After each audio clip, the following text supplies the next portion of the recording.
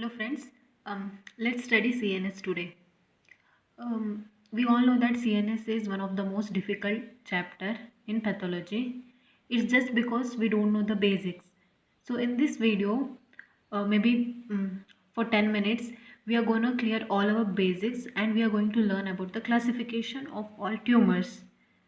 And trust me, if you watch this video once or twice, you will remember every tumors without any confusion. So let's get started. So first, when I talk about central nervous system, when I talk about a brain, there are two types of cells. Mainly it is neurons and one more is glial cells. So what is function of neurons? We all know that neuron, its function is conducting system, conduction of impulse, transmission of impulse. Similarly, what is the function of glial cells? These are the supporting cells. They act like fevicol or glue in our brain. And most of the tumors which arise, it is because of glial cell. One basic thing we always studied, that neurons cannot divide. If neurons cannot divide, how can they form tumor? That is the question. Therefore, glial cell tumor is most common and neuron tumor is rare in elders. But in children, we know that their neurons can still divide. Therefore, this tumor is common in children. I will tell in detail which is that is later. So first we understood that 50% it is neurons and 50% it is glial cells. Now coming to neuronal cells, again there are two types of cells. Under neuronal cells there are neurons, then there are ganglions. Similarly, under glial cells we have studied, this is our basic, there are astrocytes, there are oligodendrocytes, there are ependymal cells. And one more thing, the basic unit, the intermediate filament which is present in neuron is known as neurofibrin. The basic intermediate filament which is present in glial cell is known as GFAP, that is glial fibril acidic protein. It is very important to know because in the respective tumors there will be increased in this marker. So this is glial fibril acidic protein which is the intermediate present in glial cell, and this is neurofibrin which is present in neurons. So coming to astrocytes, these are nothing but star-shaped cells. The function of this is to form blood-brain barrier. Similarly, oligo, I just remember it as omelette because these are like a lymphocytes and they are having perinuclear halo. The main function is myelination. Similarly, ependymal cells, they line the ventricles. These are ciliated columnar. Since they line the ventricles, their function is to drain the cerebrospinal fluid. Similarly, there is one more cell, that is hungry cell or macrophage, that is microglia. These are the only cells which are mesenchymal origin. Just tilt M to 3. Therefore, microglia, nothing but mesenchymal origin, nothing but macrophage of our brain. This is clear. So when I am talking about the tumor, it is nothing but it originates from these cells. For example, the tumor which originates from neurons is called neurocytoma. The tumor which originates from ganglion cells are called ganglioglioma. And there is one more tumor which is dysembryoplastic neuroectodermal tumor.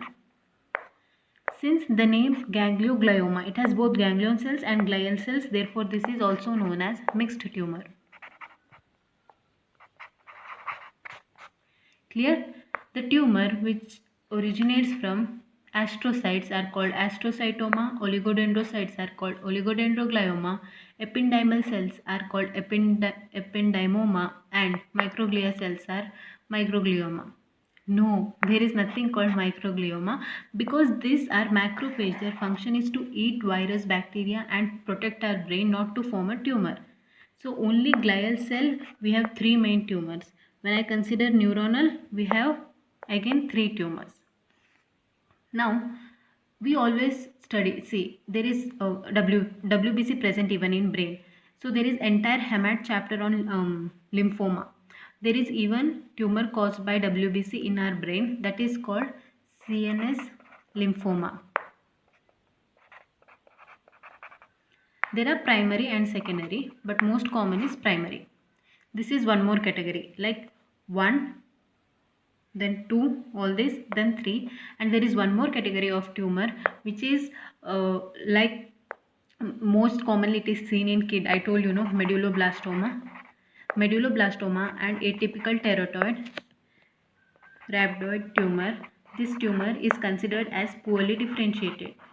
What does poorly differentiated means? It means it is we are confused if it is neuronal origin or it is glial origin. Hence we consider it as poorly differentiated, and WHO has classified this as embryological tumor. Now let's make a proper classification. Okay, when I consider CNS, it is having primary and secondary. Secondary matlab metastasis. Most common is metastasis because I told you neurons can't divide and it is very rare to find the tumor in brain in adult which originates from neuron. Therefore most common tumors they are mainly metastasis. Then coming to primary, it is divided into benign and again malignant. Most common is benign, and again in benign common tumor is meningioma. Remember Ben and Men, it is the most common benign tumor. After considering malignant tumor, the first we have divided it into neuronal and glial, correct? Under glial we have astrocytoma, we have ependymoma, we have oligodendroglioma.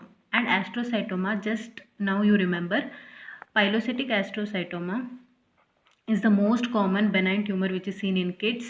Similarly, glioblastoma multiforme is the most common astrocytoma which is grade 4 malignant tumor is seen in adult. After that, in neuron we studied that there is neurocytoma and ganglioglioma and dysembryoplastic neuroectodermal tumor.